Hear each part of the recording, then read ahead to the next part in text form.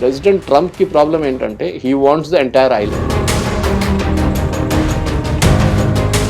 లోకంలో ఉన్న 30% of gas reserves is in Greenland. European నేషన్స్కి భయం, ఈ ట్రంప్ ఇక్కడి నుంచి ఆగుతాడా, రేపు ఇంకేమైనా వచ్చి గుంచుతాడా అని. 15%, 25% టారిఫ్ పెట్టబోతున్నా 1st of February నుంచి. ఒకసారి యూరోపియన్ యూనియన్తో టారిఫ్ మీ సంతకం పెట్టిన తర్వాత మళ్ళీ మీరు అడిషనల్ టారిఫ్ ఎట్లా పెడతారు? నన్ను గుర్తుపెట్టుకోవాలంటే ఈ ట్రంప్ ఆయన మనిషి గ్రీన్లాండ్ తీసుకొచ్చాడు మన యూఎస్కి.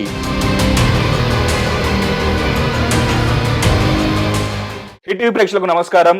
మొన్నటి వరకు వెనిజులా, కానీ ఈ రోజు పొద్దున్న నుంచి నిన్న నుంచి వినిపిస్తున్న ఇంకో కొత్త దేశం పేరు గ్రీన్లాండ్. అసలు ఏంటి గ్రీన్లాండ్ తెలుసుకోవాలి, ఎందుకంటే అమెరికాకి జలుబు చేస్తే మొత్తం అందరూ తుమ్ముతారు అని చెప్పేసి అంటుంటారు.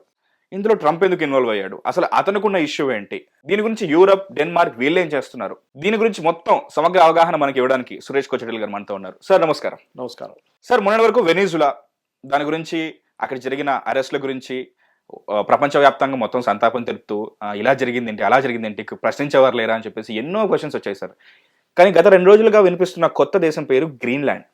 అసలు ఈ గ్రీన్లాండ్ ఏంటి, ఎక్కడుంది, దీని గురించి చాలా మిత్స్ ఉన్నాయి. ఫస్ట్ ఆఫ్ ఆల్ దీని హిస్టరీ ఏంటి సార్ మాకు చెప్పండి. గ్రీన్లాండ్ అంటే చాలా మంది గ్రీన్ అనుకుంటారు, కానీ గ్రీన్ కాదు. అది చాలా మటుకు it's more like Iceland than Greenland. ఇది చాలా పెద్ద మిత్ సార్. అందరూ గ్రీన్లాండ్ లో గ్రీన్ గా ఉంది, ఐస్లాండ్ లో ఐస్ ఉంటుంది అనుకుంటారు. కానీ చాలా బిగ్ ఐలాండ్, చాలా పెద్ద ఐలాండ్ అది. అండ్ చాలా మటుకు closer to northern America, Canada, ఇటువైపు ఏమో యూరోప్. సో నడిమిట్లో ఉన్న ఒక రీజన్ అన్నమాట. అది ఎన్నో సంవత్సరాల ముందు చాలా మటుకు ఆ టైంలో ఉన్న ఎక్స్ప్లోరర్స్ వెళ్ళి అక్కడ ఉండడము, దాని తర్వాత వెదర్ తట్టుకోలేక వాళ్ళు రిటర్న్ రావడం జరిగింది. కానీ డెన్మార్క్ ఎప్పుడు ఇంట్రెస్ట్ ఉండే దాని మీద, ఇటలీ కూడా ఇంట్రెస్ట్ ఉండే, ఇటలీ కూడా ఆక్యుపై చేశారు కొన్ని రోజులు. ఆ టైంలో మనం మాట్లాడుతున్నాం we are talking 1700s and all. ఈ షిప్పులు తీసుకొని, చిన్న షిప్పులు తీసుకొని వెళ్ళడము, క్రిస్టోఫర్ కొలంబస్ ఇటువైపు చూసాం, మన వాస్కో డ గామా ఇండియా వైపు చూసాం, అట్లాంటి చాలా మంది ఉన్నారు seafarers.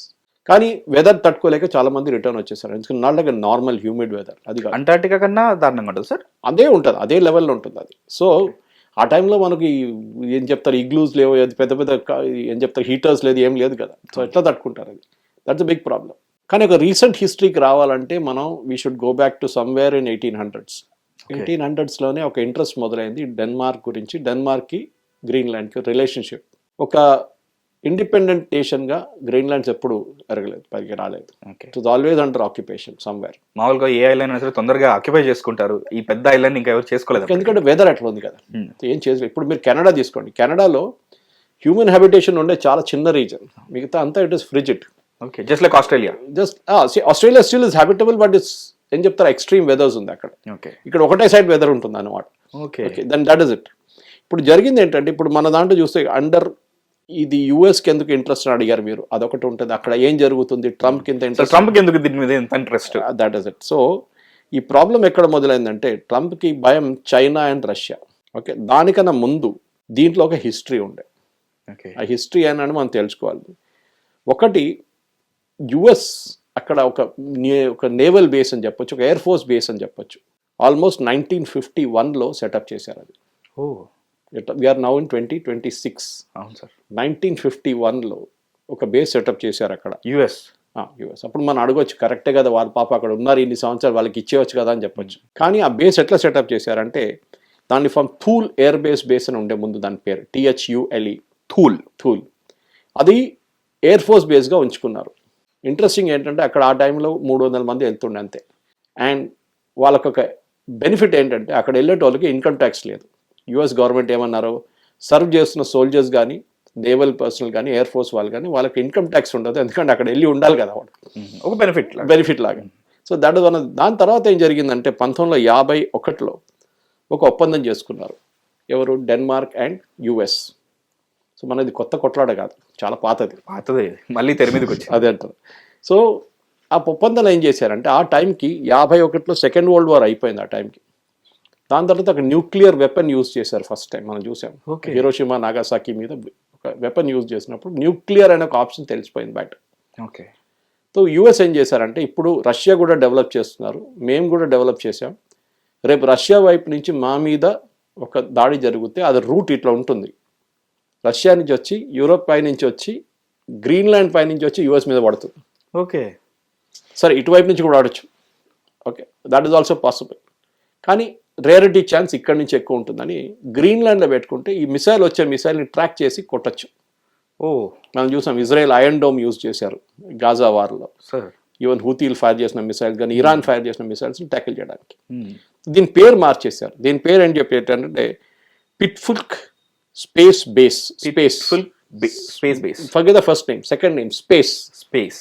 Now it is not air force or naval base, ఇప్పుడు ఇది స్పేస్. ఎందుకంటే they have to tackle the intercontinental ballistic missile. దాన్ని ట్రాక్ చేయడం అంటే ఇప్పుడు ఎట్లయిపోయిందంటే ఇజ్రాయెల్ కూడా చూసుంటారు మీరు, ఇరాన్లో ఒక మిసైల్ లాంచర్ నుంచి మూవ్ చేసి బయటకు తీసుకురావడానికి 1/2 hour అయినా పడుతుంది. పెద్ద ట్రక్ ఉంటుంది. ఓకే. లేకుంటే ఏదైనా మీరు ఒక హౌసింగ్ కాంప్లెక్స్లో పెట్టారంటే అది ఓపెన్ చేయడానికి మీకు టైం పడుతుంది. అప్పుడు శాటిలైట్స్ అన్ని చూస్తూనే ఉంటారు అది మూవ్ చేసి 24/7. ఇప్పుడు now this fellow has moved the missile. ఇప్పుడు అది లాంచ్ చేయబోతున్నారు, దాని ట్రాజెక్టరీ ఏంటి అని చూసుకుంటారు. అండ్ వీళ్ళు ఇక్కడ సెట్ చేసుకుంటారు ఐరన్ డోమ్. ఇంకొక ఇన్కమింగ్ మిసైల్ మన S-400 ఎట్లా వాడాం అట్లనే, లేకుంటే ఆకాశ్ ఎట్లా వాడాం ఆపరేషన్ సింధూర్ టైంలో, వాడు అక్కడి నుంచి ఫైర్ చేస్తే మనం ఇక్కడి నుంచి ఫైర్ చేసి 2 మిసైల్ వచ్చి కొట్టుకుంటే ఫినిష్ అయిపోతుంది. ఓకే. ఇజ్రాయెల్ హస్ కూడా 3-tier ఐరన్ డోర్ సిస్టమ్. మనకు తెలిసింది అది. ఒకటి వాళ్ళ బేసిక్ ఐరన్ ఒకటి ఉంటుంది, దాని తర్వాత నెక్స్ట్ డేవిడ్ స్లింగ్ అని చెప్పి పెట్టుకుంటుంది. That is about half way through అనమాట. డేవిడ్ స్లింగ్ అనేది it actually operates in the atmosphere. ఈ కొన్ని మిసైల్ అట్మాస్ఫియర్ నుంచి వచ్చి మళ్ళీ రీఎంటర్ అవుతుంది అట్మాస్ఫియర్ లోపలికి. సో ఆ టైంలో కూడా ట్యాకిల్ చేయడానికి డేవిడ్ స్లింగ్ అని ఉంది. Last one is called patriot, which is about 1000 kilometers అవే నుంచి లాంచ్ చేసి మిసైల్ కూడా కొట్టేస్తుంది. అది యుఎస్ దగ్గర అది లేదు, ఇప్పుడు కూడా లేదు. So they have only individual targeting అన్నమాట. ఒక ఇండివిజువల్ మిసైల్ టార్గెట్. సో వాళ్ళు ఇప్పుడు కొత్త గోల్డెన్ డోమ్ అని కట్టబోతున్నారు. గోల్డెన్ డోమ్ దానికి ఈ ప్రాజెక్ట్ కావాలి వాళ్ళకి. గ్రీన్లాండ్ కావాలి, అది గ్రీన్లాండ్ లో కావాలి. So that is the first thing. ఎందుకంటే యూఎస్ దగ్గర ఆల్రెడీ ఒక సిస్టమ్ ఉంది థాడ్ అని చెప్పి, THAAD. ఇంకోటి ది హ్యావ్ పేట్రియట్. ఈ 2 మిసైల్ సిస్టమ్స్ కూడా ఆల్మోస్ట్ లైక్ మన S-400 లాగానే ఉంటుంది. అది సేమ్ థింగ్. టెక్నాలజీ వైజ్ కొంచెం మార్పులు ఉన్నాయి అక్కడెక్కడ. సో 51లో ఈ ఒప్పందం చేసిన తర్వాత దీన్ని కన్వర్ట్ చేసుకున్నారు యాజ్ అ వన్. ఇది ఒక ఎర్లీ వార్నింగ్ రాడార్ సిస్టమ్ ఒకటి. అండ్ ఆ రాడార్ సిస్టమ్ నుంచే ఇది బ్యాలిస్టిక్ మిసైల్స్ని ట్యాకిల్ చేస్తుంది. ఓకే. సో కొత్తదేం కాదు. సో ఇది పాత స్టోరీ. ఎందుకు చేశారంటే, ఎందుకు ఇప్పుడు అర్జెన్సీ ఎందుకు వచ్చిందంటే, యుఎస్కి చైనా ఎక్కువ భయం రష్యా కన్నా. రష్యా యుక్రెయిన్ కొట్టుకుంటున్నారు, అక్కడ ఇద్దరు వస్తున్నారు. ఇక్కడ 1,00,000 మంది పోయారు, అక్కడ 1,00,000 మంది పోయారు. రష్యన్ ఇండస్ట్రీ కూడా కొలాప్స్ అయిపోయింది ఆల్మోస్ట్. వాళ్ళు కానీ ఇరాన్ నుంచి తెప్పించుకుంటున్నారు మిసైల్స్. ఇప్పుడు ఇరాన్ మీద కొట్టిన తర్వాత ఇరాన్ కూడా బంద్ చేసేసారు. రష్యా మీద ఎక్కువ భయం లేదు, ఇప్పుడు చైనా మీద భయం. చైనా ఏం చేస్తారు రేపు అని. దీని నడుమిట్లో చైనా ఒకసారి వచ్చి డెన్మార్క్ దగ్గర అడిగారు, మాకు ఐలాండ్లో ఒక బేస్ ఇవ్వండి అని. ఓకే. ఆల్రెడీ ఏదైతే యుఎస్ అక్కడ బేస్ పెట్టుకున్నారో ఇప్పుడు స్పేస్ గా మార్చుకుంటున్నారు. ఇప్పుడు అదే ప్లేస్ చైనా కూడా అడుగుతుంది, ఎందుకంటే వాళ్ళకు కూడా అదే ఐడియా ఉండొచ్చు. చైనా చూడండి, చైనాది ఏంటంటే ఎక్స్పాన్షనిస్ట్ పాలసీ. ఎస్పెషల్లీ జీ జింగ్పిన్ వచ్చిన తర్వాత ఎక్స్పాన్షనిస్ట్ పాలసీ ఉంది. జిబూటి ఆఫ్రికాలో వాళ్ళకి ఒక బేస్ ఉంది. 2600 people ఉన్నారు అక్కడ. హంబంబోటా పోర్ట్ ఇక్కడ కొలంబో దగ్గర, ఇట్ అండర్ చైనీస్ ఆక్యుపేషన్. వాళ్ళు తీసుకున్నారు. కొక్కో ఐలాండ్స్ అని చెప్పి చిన్న ఒక ఐలాండ్ స్ట్రెచ్ ఉండే ఇక్కడ మన అండమాన్ నికోబార్లో టాప్ మోస్ట్ ఐలాండ్ పైన. అవును సార్. Belongs to Myanmar. అక్కడ బ్రిటిష్ టైంలో 300 feet ఒక రన్వే ఉండే. ఇప్పుడు సడన్ గా శాటిలైట్ పిక్చర్ చూసినప్పుడు యుఎస్ వాళ్ళు అది 3000 అయిపోయింది. ఎవరు కట్టారు? చైనీస్. వాళ్ళు కూర్చున్నారు అక్కడ. సో ప్రతి చోట వాళ్ళకి ఎక్కడెక్కడ వాళ్ళకి దొరుకుతుంది అక్కడన్నీ చైనీస్. ఈ బెల్ట్ రోడ్ ఇనిషియేటివ్ అని మొదలు పెట్టారు చూడండి వాళ్ళు. ఇప్పుడు పోలార్ రోడ్ ఇనిషియేటివ్ అని చెప్పి గ్రీన్లాండ్ లో లాంచ్ చేద్దామని చెప్పి వాళ్ళు అడిగినప్పుడు ప్రశ్న అడిగారు. బెల్ట్ రోడ్ ఇప్పుడు మళ్ళీ పోలార్ అది సపరేట్, ఇది separate. So Denmark said no, we will not give. Denmark కూడా ఇప్పుడు ప్రాబ్లం లేదు. ప్రెసిడెంట్ ట్రంప్ కి ప్రాబ్లం ఏంటంటే he wants the entire island.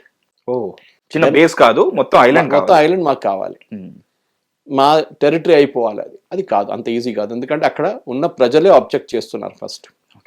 మనం ఒక మాట గుర్తుపెట్టుకోవాలి, ఎందుకంటే దీంట్లో చాలా మటుకు ఒక హిస్టరీ ఉందంటే ఒక హిస్టరీ ఉంది.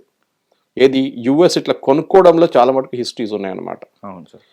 ఈ హిస్టరీ మొదలవుతుంది ఎప్పుడంటే మనం we should really go back and see Alaska అని వినుంటారు మీరు. అవును సార్, Alaska. Okay.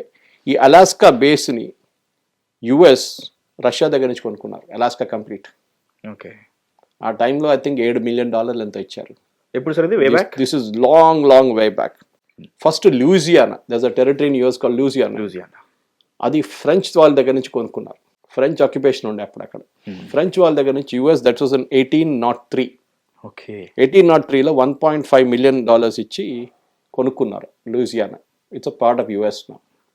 Alaska which was a Russian territory, Russia ఇదే మన నెహ్రూ గారు చెప్పిన డైలాగే, లదాఖ్లో ఏముంది అక్కడ ఏం రాదు ఏం కాదు అని చెప్పిన మనిషి ఇప్పుడు అది కూడా అలాస్కా కూడా యుఎస్ తీసుకున్నారు. And they paid at that time around 7.2 million. This was 1867. First one Louisiana was 1803, Alaska was 1867. అక్కడ ఆగలేదు. దాని తర్వాత ఇదే డెన్మార్క్ వాళ్ళు వెస్ట్ ఇండీస్ వైపు there was an island called Virgin Islands. Okay, that is called Danish West Indies at that time. Danish West Indies. దాన్ని 25 million ఇచ్చేసి 1917లో 45 million తీసుకొని యుఎస్ కొనుక్కున్నారు అది. Because Denmark and West Indies, అందుకే Danish West Indies. So now that has become US Virgin Islands. So that is also part of US. ఇదన్నీ కొనుక్కున్నారు US. So US ఏమంటారు ఇది కొత్తదేం కాదు, మేము కొనుక్కోవచ్చు కదా ఎప్పుడైనా, మేము డబ్బులు ఇవ్వడానికి రెడీ ఉన్నాం, మీరు అమ్మడానికి మీరు రెడీగా లేరు. ఇదేం ఎట్లా అయిపోయిందంటే ఇప్పుడు ఏ దేశమైనా కానీ ఒక స్క్వేర్ ఇంచ్ కూడా ఇవ్వరు, ఎందుకంటే వాళ్ళ నేషనల్ ప్రెస్టీజ్. మన దగ్గర చాలా మంది అంటారు మనం వెళ్ళి పాకిస్తాన్ ఆక్యుపైడ్ కాశ్మీర్ గుంజుకుందాం మనదే కాదా అని చెప్తారు. అది మంచిదే, అక్కడ వెళ్ళి రాండి ఒకసారి, అప్పుడు తెలుస్తుంది. ఎవరు ఇవ్వరు, నార్ will we give, Nar will any nation give. ఒక్కరు కూడా ఇవ్వరు, స్క్వేర్ ఫీట్ కూడా ఇవ్వరు మీకు. ఇట్లాంటి పరిస్థితుల్లో ఇప్పుడు ట్రంప్ ఇంట్రెస్ట్ అక్కడే ఒకటి నేను చెప్పినట్ల missile sites and space, second China and రష్యాని కౌంటర్ చేయడం, third very important as usual oil. అక్కడ ఆయిల్ నిల్వలు కూడా ఉన్నాయా సార్? కానీ ఇప్పుడు దాకా తవ్వలేదు. ఆయిల్ ఉన్నాయి. 15% of the world's oil is in Greenland. After Venezuela ఇప్పుడు తెలిసిపోతుంది. కనెక్ట్ ద డాట్స్ అంటారు చూడండి ఇంగ్లీష్. అవును సార్. అది కాకుండా లోకంలో ఉన్న 30% of gas reserves is in Greenland.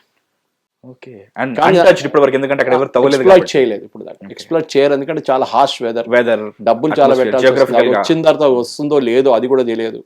Reserves ఉన్నాయి కానీ is it economical to dig it out, దాన్ని ప్రాసెస్ చేయడానికి ఉంటుందో లేదో తెలియదు. వెరస్ వెనిజువేలా ఇస్ ఆల్రెడీ దేర్. అవును, వెనిజువేలా మీకు తెలిసింది ఎందుకు వెళ్ళారండి, అండ్ అమౌంట్ కూడా ఎక్కువ, లైక్ సైజ్ కూడా ఎక్కువ. Venezuela is the world's largest oil reserve nation.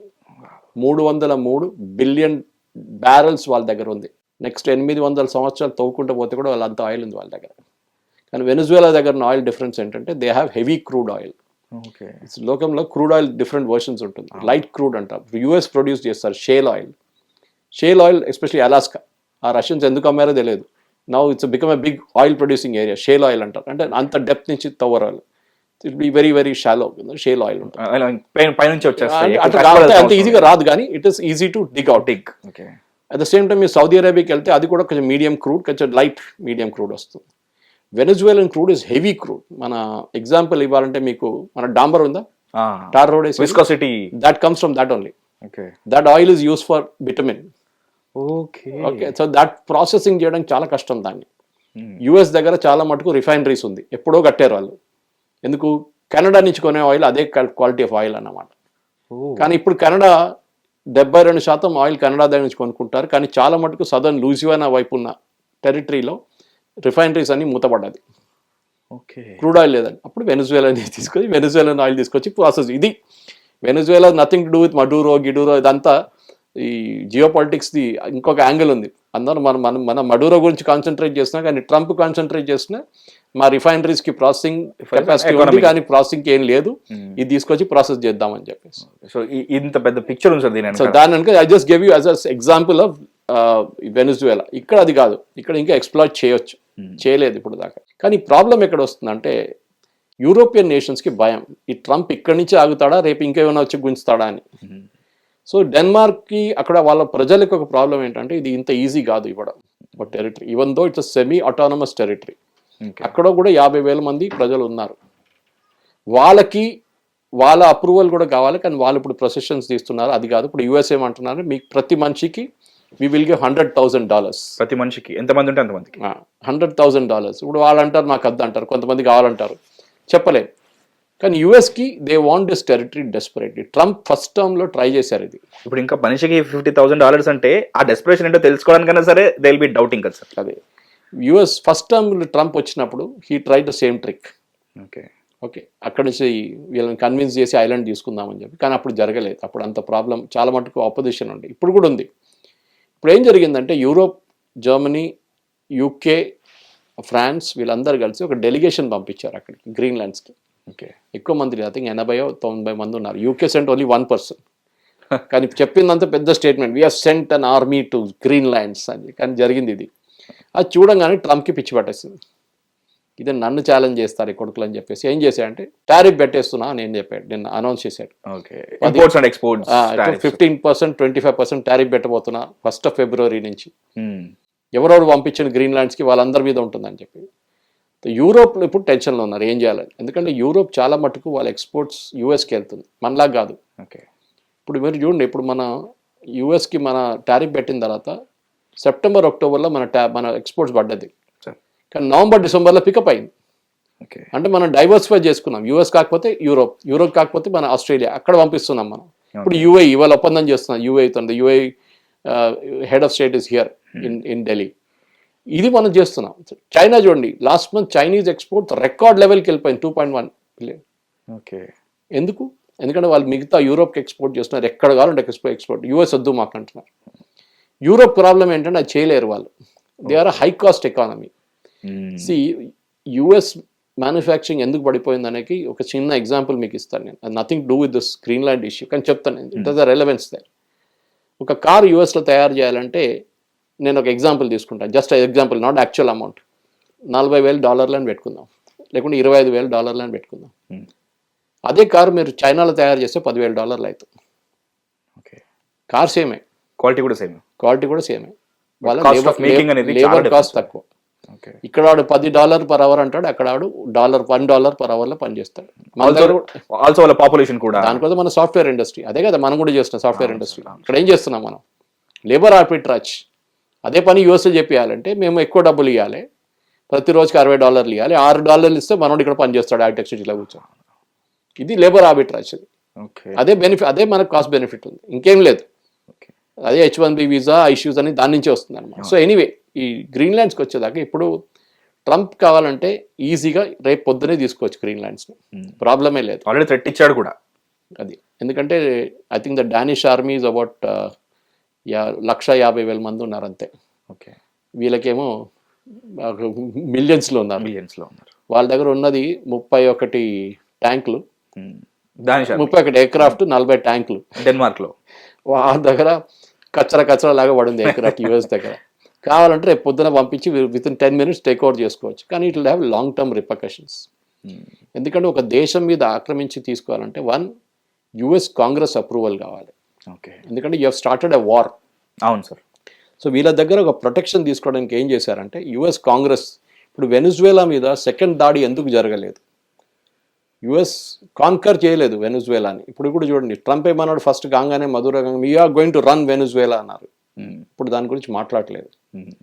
ఎందుకంటే యుఎస్ కాంగ్రెస్ అంటే వాళ్ళ పార్లమెంట్లో ఒక చట్టం ఉంది, దట్ పార్లమెంట్ అప్రూవ్ చేయకుండా ప్రెసిడెంట్ ఇది చేయలేరు. ఇది ఒక ఇష్యూ ఉంది. ఇది ఇప్పుడు రేపు కావాలనుకున్నా సరే, లైక్ కావాలనుకున్నా కానీ ఎస్, ఎందుకంటే ఆయన మిస్యూజ్ చేయకూడదు ఆయన పవర్. దానికోసం ఇన్ఫాక్ట్ ఆ పవర్ ఇచ్చేస్తే ఇంకా ఆయన ఏమైనా కూడా చేయొచ్చు. యాక్చువల్లీ మీరు గుర్తుంటుంది మీకు, వెపన్స్ ఆఫ్ మాస్ డిస్ట్రక్షన్ ఉందని చెప్పి సద్దాం హుసేన్ మీద దాడి చేశారు. ఏమైనా దొరికిందా? ఏం దొరకలేదు. సద్దాం హుసేన్ పోయాడు, దాని తర్వాత అక్కడ జరిగిన గొడవలు అక్కడ జరిగింది అంతే, అందరికి తెలుసు అది. దెన్ లిబియాకి వెళ్ళారు, అక్కడ కూడా అదే డైలాగ్ కట్టారు వీళ్ళు. అక్కడ కూడా గతాఫిన్ కిందకి దింపి ఆయన చంపేశారు, అక్కడ కూడా గొడవ అదే నడుస్తుంది. ఇదంతా అంతే సంగతి. సో ట్రంప్కి అంటే ఒక ఆయన ఏం చెప్తారు, ఒక ట్రాన్సాక్షన్ పర్సన్ ఆయన. నేను ఈ వర్డ్ ఎప్పుడు వాడతాను interview, transaction person, real estate మనిషి. నేను ఈ ల్యాండ్ ఉంది, ఇన్ని ఏకర్లు ఉన్నాయి, ఎంతకి ఇస్తావు చెప్పు, ఇది ఆయన మాట్లాడతారు. నీ దగ్గర 100 acres ఉన్నాయా, సరే నేను ఇంత ఇస్తా, ఇంతకు తీసుకుంటావు. ఆయన బార్గెన్ చేస్తాడు, లేదు ఇది చాలా తక్కువ, డబుల్ చేయమంటారు. నేను డబుల్ చేయను, 1.5 times డబుల్ చేయను, నీకు కొంచెం ఇంకా $50 ఎక్కువ వస్తా, $50,000 ఎక్కువ వస్తా, ఇస్తావా లేదా, లేకుంటే ఇంకా ప్లేస్ పోతాను. ఇది transaction. Is a real estate guy, basically businessman. అసలు ఆయన పొలిటీషియన్ కాదు, even now is a businessman. Trump organization వాళ్ళు బిల్డింగ్లు కట్టారు చాలా మటు, ఈవెన్ ముంబైలో ఉంది వాళ్ళ real estate projects. Is a transaction person. ఆయనకి ఏంటంటే ఎక్కడ కావాలంటే నేను వెళ్ళిన తర్వాత నన్ను గుర్తుపెట్టుకోవాలంటే ఈ ట్రంప్ ఆయన మనిషి గ్రీన్లాండ్స్ తీసుకొచ్చాడు మన యూఎస్కి, 51 స్టేట్ చేసేసాడు. ఈ make the 51st state of United states of America. ఇది గుర్తుపెట్టుకోవాలి. ఎందుకంటే యుఎస్ ప్రెసిడెంట్కి 2 terms ఉంటుంది, ఒకటి ఆల్రెడీ అయిపోయింది, సెకండ్ టర్మ్, నెక్స్ట్ టర్మ్ ఈ కెనాట్ కాంటెస్ట్. జేడీ వాన్స్ ఎవరో గెలుస్తారు మనకు తెలియదు. కానీ నెక్స్ట్ యుఎస్ ప్రెసిడెంట్ వస్తే ఈ పాలసీ ఫాలో చేయాలని ఎక్కడ గ్యారంటీ లేదు. అది even in case of Venezuela reverse చేయొచ్చు. రేపు డెమోక్రాట్స్ ఎలక్ట్ కావచ్చు, రేపు చెప్పలేము. అమెరికన్ ప్రజలకు ప్రాబ్లం ఏముందంటే ఇప్పుడు వాళ్ళ ఇన్ఫ్లేషన్ అండర్ కంట్రోల్లోనే ఉంది, కానీ అన్ఎంప్లాయ్మెంట్ చాలా ఎక్కువ ఉంది. టారిఫ్లు పనిచేయట్లేదు. ఇప్పుడు రేపు సుప్రీంకోర్టు రేపు ఆర్డర్ ఇవ్వబోతున్నారు ఈ టారిఫ్ల మీద. ఈ టారిఫ్ కొట్టిపడేశారనుకోండి ట్రంప్ది, ఇప్పుడు దాకా ఉన్న టారిఫ్లు మొత్తం ఒకటేసారి వెళ్ళిపోతుంది. అది కాకుండా ఇప్పుడు ఇంకా రివోక్ కూడా చేసే అవకాశం కూడా రివోక్ అక్కర్లేదు, ఆటోమేటిక్లీ గెట్స్ రివోక్డ్. సుప్రీంకోర్టు కొట్టి పడేస్తే వాళ్ళు ఆటోమేటిక్ ఈవెన్ మన మీద చేసిన టారిఫ్లు కూడా పోతాయి. వర్స్ ఆయన ఇప్పుడు దాకా కలెక్ట్ చేసిన అమౌంట్ 2,000 బిలియన్ 250 బిలియన్ ఉంది, అది రీఫండ్ చేయాల్సి వస్తుంది. ప్రతి మనిషికి ఎవరి దగ్గర తీసుకున్నాడు వారి అందరికీ రీఫండ్ చేయాల్సి వస్తుంది. లెక్క అనా పైసాతో సహా అంటారు కదా, అట్లా తో మునిగిపోతాడు. How do you do it అనేది క్వశ్చన్ వస్తుంది. గ్రీన్ ల్యాండ్స్ అనే ఒక ప్రాజెక్ట్ తీసుకొస్తే రేపు ఆయన అక్కడి నుంచి ఉన్న దాన్ని ఎక్స్ప్లాయిట్ చేసుకోవచ్చు, న్యాచురల్ రిసోర్సెస్ కానీ ఏంటి. కానీ అక్కడున్న ప్రజలు ఒకటి అంగీకరించట్లేదు, అమెరికన్ కాంగ్రెస్ అంగీకరించారు, మూడవది డెన్మార్క్ అండ్ యూరోప్ కూడా అంగీకరించారు. బికాస్ ట్రంప్కి ఒక ఇమేజ్ ఆల్రెడీ చాలా దిగిపోయింది అక్కడ. ఇప్పుడు దీంతో యూరోప్ కూడా భయపడుతున్నారు, కానీ వాళ్ళు మాట్లాడడానికి వాళ్ళ దగ్గర దమ్ము లేదు. ఎందుకంటే యూరోప్ ఎప్పటి నుంచో నేటో అలయన్స్లో ఉంది, మీకు తెలుసు, నార్త్ అట్లాంటిక్ ట్రీటీ ఆర్గనైజేషన్. ఇప్పుడు ఈ గ్రీన్లాండ్ కూడా యుఎస్ వచ్చి బేస్ సెటప్ చేసుకున్న 1931 నుంచే ఈజ్ అండర్ నేటో.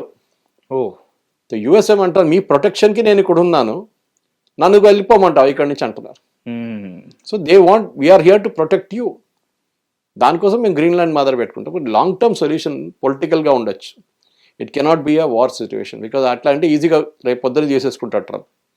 సో డిప్లొమాటిక్లీ ఏం జరగబోతుందని ఇప్పుడు మాట్లాడుకున్న యూరోప్ వాళ్ళు ఏమంటున్నారంటే, నేను వాళ్ళ ఛానల్స్ అన్ని చెక్ చేస్తున్నప్పుడు, వాళ్ళ ఆర్టికల్ చదువుతున్నప్పుడు ఒక డిప్లొమాటిక్ సొల్యూషన్ కావాల్సి వస్తుంది దీనికి. ఏంటి, 33 సంవత్సరాలకి లీజ్లో ఇచ్చేద్దాం గ్రీన్లాండ్ మొత్తం. ఓకే, సర్టన్ ఏరియాస్ మొత్తం కాదు, ఎక్కడెక్కడ వాళ్ళ ప్రజలు ఉన్నారో ఆ ఏరియా వాళ్ళ దగ్గర ఉంటుంది, సెమీ ఆటోనమస్లో. లేదు 90 మన దగ్గర కూడా ఉంటుంది, చూసుంటారు మీరు కొన్ని ఏరియాస్, హైటెక్ సిటీ కంపెనీ, ఐటీ కంపెనీ 33 సంవత్సరాలు లీజ్ అని చెప్పేసి అంతే. అది తర్వాత రాదు, అది అంతే సంగతి, అమ్మినట్లు అయిపోతుంది అది. ఇది కూడా అదే జరుగుతుంది. అప్పుడు దాకా మర్చిపోతారు అందరూ. ఈ ప్రతిపాదన చేసింది సార్ యూరోప్ వాళ్ళు. సో అది ట్రంప్ వెళ్ళిన దాకానే. ఇప్పుడు యూరోప్తోని ఆల్రెడీ వీళ్ళకు ట్రేడ్ ప్యాక్ట్ ఉంది, సైన్ చేశారు, ఫ్రీ ట్రేడ్ అగ్రిమెంట్ సైన్ చేశారు. మనం నెగోషియేట్ చేస్తున్నాం కదా ఇండియా, అట్లనే వాళ్ళతో ఆల్రెడీ ఒప్పందం చేసుకున్నారు. కానీ యూరోపియన్ పార్లమెంట్ ఇప్పుడు దాకా అది అప్రూవ్ చేయలేదు. యూరోప్లో ఒక పార్లమెంట్ ఉంది, all the European countries, 32 European countries ఉన్నాయి ఈయూలో, వాళ్ళు అప్రూవ్ చేయలేదు ఇంకా. వాళ్ళు నిన్నేమన్నారు, మేము దీన్ని స్టాండ్ బైలో పెట్టేస్తున్నాం, we will not proceed with this, ఒక థ్రెట్. వాళ్ళ దగ్గర ఇంకోటి ఉంది, రివర్స్ బజూకా అని చెప్పి, bazooka is like missile bazooka అని చెప్పి వాళ్ళ దగ్గర కాన్సెప్ట్ ఉంది. అంటే ఏంటంటే, మా మీద మీరు టారిఫ్ పెడితే మేము కూడా మీ మీద టారిఫ్ పెడతాం, ఇక్కడ నుంచి అడిగి ఎద్దరు, అక్కడ నుంచి అడిగి అంతే దూరం అంతే. సో ప్రాబ్లం ఎక్కడ వస్తుందంటే, యూరోప్కి అమెరికా మీద డిపెండెన్స్ చాలా ఎక్కువ. ఫర్ ఎగ్జాంపుల్ ఆటోమొబైల్స్ ఆల్రెడీ వాళ్ళది 15% నడుస్తుంది టారిఫ్. ఓకే, అది కాకుండా మిగతా ప్రోడక్ట్స్ మీద చిన్న చిన్న టారిఫ్లు 3%, 4% ఉన్నాయి. మన దగ్గర కాదు, మనలాంటి 50 లేదు, చాలా తక్కువ అక్కడ. కానీ మొత్తం డిపెండెన్స్ యూఎస్ మీద ఉంది. వీళ్ళ ప్రోడక్ట్స్ యూఎస్లోనే, దానికోసం కాస్ట్ డిఫరెన్స్ చెప్పాను మీకు. అవును సార్, వీళ్ళు ఇండియాలో అమ్మలేరు, యూరోపియన్ కార్స్ తీసుకొచ్చి ఇండియాలో అమ్మలేరు. దానికోసం ఇండియాలో తయారు చేస్తున్నారు BMW, ఇండియాలో తయారు చేస్తున్నారు Jaguar Land Rover. They are doing it here because cost arbitrage ఉంటుంది మీకు. అక్కడ అమ్మాలంటే మీరు అదే కారు మీరు యూఎస్కి తీసుకెళ్ళి అమ్మాలి. You cannot sell it anywhere in the world. ఆ కాస్ట్, ఆ పేమెంట్ చేసే కెపాసిటీ వాళ్ళ దగ్గరే ఉంది. అందుకనే టారిఫ్ అనేది అంత డిఫరెన్స్ చూపిస్తుంది. Now Europe is negotiating. వాళ్ళకి తెలుసు ఈ టారిఫ్ వీళ్ళ పడితే దెన్ దేర్ ఇండస్ట్రీ చాలా మటుకు ఇంపాక్ట్ అయిపోతుంది. సో స్లోలీ అండ్ స్లోలీ వీళ్ళు నెగోషియేట్ చేస్తున్నారు. ట్రంప్ ఒక డ్రామా లాగా చేస్తారు ఎప్పుడు. ఆయన పర్సనాలిటీ అది. Okay, I was listening to his commerce secretary వాళ్ళ పొద్దున, ఆయన అదే అంటున్నాడు, మీరు ఎక్కువ టెన్షన్ పడకండి, ఆయన మాట్లాడుతున్నా అట్లనే మాట్లాడతాడు.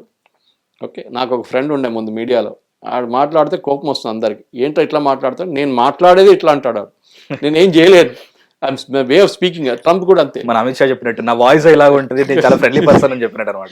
Same thing. So he saying Trump is like that. మీరు ఆయన హ్యాపీగా పెట్టుకోండి, ఆయన మిమ్మల్ని కూడా హ్యాపీగా పెట్టుకుంటారు. మోదీ గారి దగ్గర కూడా చెప్పారు, ఒకసారి అడ్వైస్ ఇచ్చారు, you keep him happy and he'll keep you happy. కానీ అట్ ద సేమ్ టైం యూరోప్లో ఉన్న ప్రజలకి ఇప్పుడు ఒక టెన్షన్, ఈయన ఇట్లా పోతే ఎక్కడికి వెళ్తాడు నెక్స్ట్, ఇది దొరికితే ఇంకెక్కడైనా ఇంకో ఐలాండ్ చూస్తాడా, ఇంకొక ఐలాండ్కి వెళ్తాడా అని ఒక డౌట్ ఉంది వాళ్ళ దగ్గర. సో డెన్మార్క్ ఆల్రెడీ చాలా సంవత్సరాల నుంచి యూఎస్తోని ఈ డీల్లో ఉన్నారు. ఇప్పుడే మనం నేర్చుకుంటున్నాం దాని గురించి. కానీ నేను చెప్పినట్ల it is started from 1800s in by buying islands like Louisiana and Alaska కొనుక్కున్నారు, దాని తర్వాత వర్జిన్ ఐలాండ్స్ తీసుకున్నారు, యూఎస్లో చేర్పించుకున్నారు. దాని తర్వాత 1917 నుంచి మొదలైంది. 1949లో తర్వాత ఈ బేస్ని రీఫార్మాట్ చేశారు. ఇప్పుడు అదే బేస్ని ఎక్స్పాండ్ చేసుకుని బహుశా ఇంకొక 5-6 బేస్లు సెటప్ చేస్తారు. అండ్ దే విల్ డెవలప్ ఒక కంప్లీట్ మిసైల్ సిస్టమ్ రష్యా వైపు నుంచో చైనా వైపు నుంచో రాకుండా చూసుకోవడానికి వాళ్ళు ఒక ఫ్యూచర్ చూస్తున్నారు. అదే ఒకవేళ వచ్చినా స్ట్రాంగ్ గా ఉండడానికి they will counter it. So Trump ఏమంటాడు, నేను ఇప్పుడు గురించి ఆలోచించట్లేదు, నేను 100 సంవత్సరాల ఇంకా తర్వాత ఉన్న దాని సంగతి గురించి ఆలోచిస్తున్నాను. I'm developing a system now to protect US. దానికి సహకరించండి మీరు అందరు కలిసి అని చెప్తున్నారు.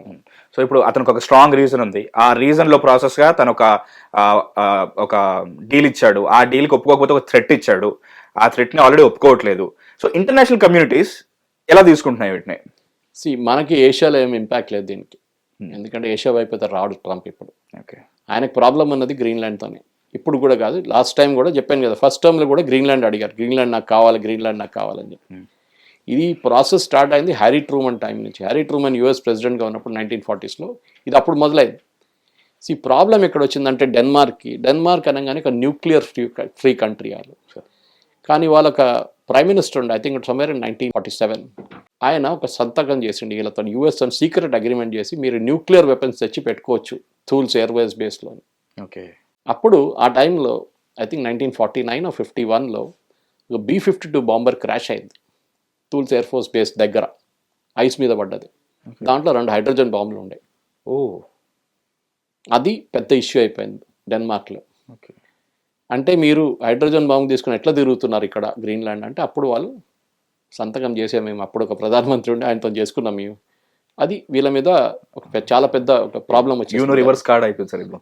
సో డెన్మార్క్కి పెద్ద ప్రాబ్లం అయిపోయింది.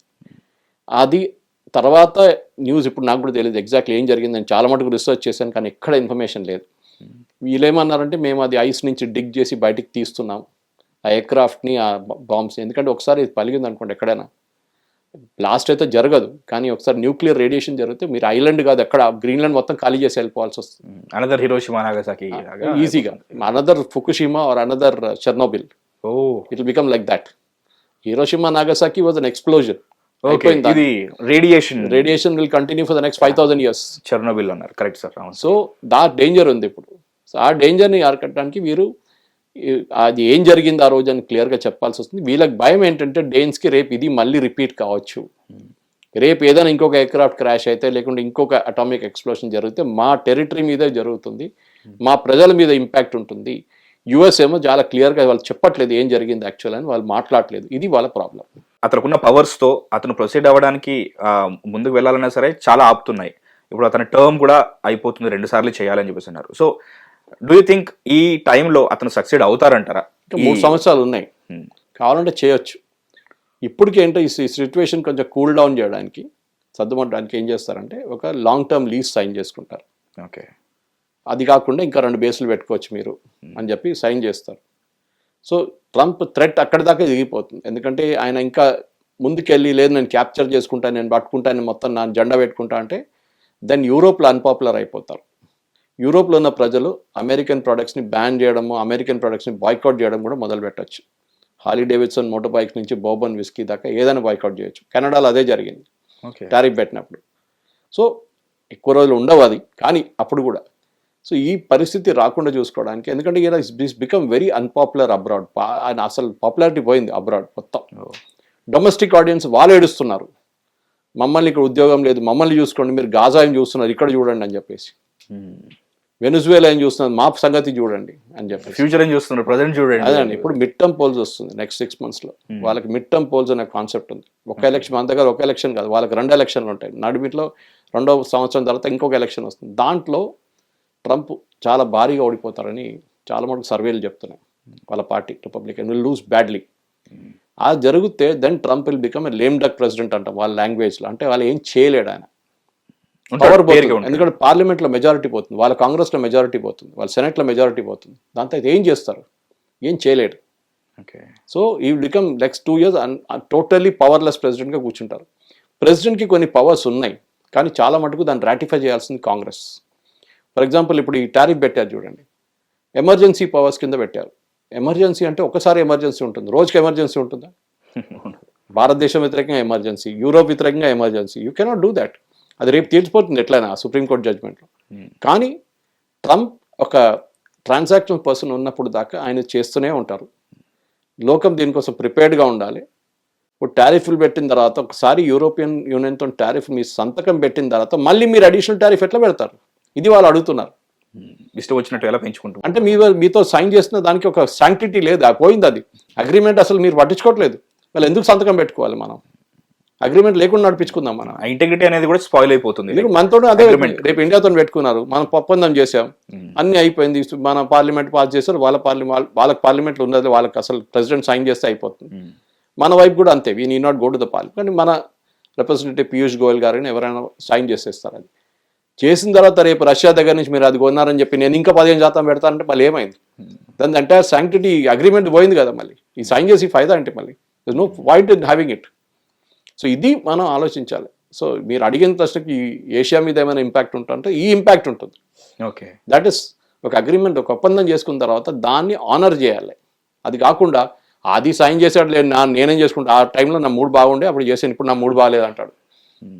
ఇది Trump problem. So overall Greenland as an issue, historically అమెరికాకి గ్రీన్లాండ్స్ మీద చాలా మటుకు వాళ్ళకి ఏం చెప్తారు, ఒక బేస్ ఉంది అక్కడ, వాళ్ళకి చాలా రోజుల నుంచి వాళ్ళకి ఒక ఇంట్రెస్ట్ ఉంది అక్కడ.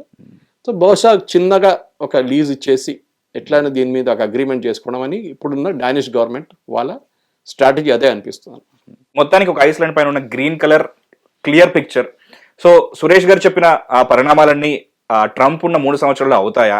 అండ్ ముఖ్యంగా మనం పట్టించుకోవాల్సింది నెక్స్ట్ రాబోతున్న ఆ సుప్రీంకోర్టు వర్డిక్ట్, దానివల్ల మనకి ఏమన్నా హెల్ప్ఫుల్గా ఉంటుందా? ఇవన్నీ కూడా మళ్ళీ తెలుసుకుందాం. అప్పటి వరకు stay tune to hit TV. This is Mahesh and Suresh గారు. చాలా చాలా చాలా థ్యాంక్స్, చాలా విలువైన విషయాలు మాకు చెప్పారు. Thank you. Hit TV app, ఇందులో short news, live news, entertainment shows, movies, digital magazines తో పాటు మీ జిల్లా వార్తలను కూడా ఫ్రీగా చూడొచ్చు. ఇంకెందుకు ఆలస్యం, వెంటనే హిట్ టీవీ యాప్ ని డౌన్లోడ్ చేసుకుని ఫ్రీగా ఎంటర్టైన్మెంట్ పొందండి. Hit TV app. Hit TV app. Please download hit TV app. Hit TV app ని ఫ్రీగా డౌన్లోడ్ చేసుకొని ఎంజాయ్ చేయండి. మీకు నచ్చిన ఎంటర్టైన్మెంట్ కోసం హిట్ టీవీ యాప్ ని ఫ్రీగా డౌన్లోడ్ చేసుకొని ఎంజాయ్ చేయండి. హిట్ టీవీ యాప్ ని డౌన్లోడ్ చేసుకుని ఆస్వాదించండి, ఆశీర్వదించండి. ఇంతమంది సెలబ్రిటీలు హిట్ టీవీ యాప్ ని డౌన్లోడ్ చేసుకోండి అని చెప్తున్నారంటే ఎంత మంచి యాప్ ఆలోచించండి.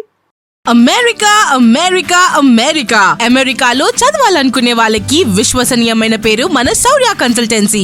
UK లో 1 year masters. UK లో 1 year masters. 2 years work permit up to 5 years visa. Contact Saurya Consultancy. Contact 89851 89851.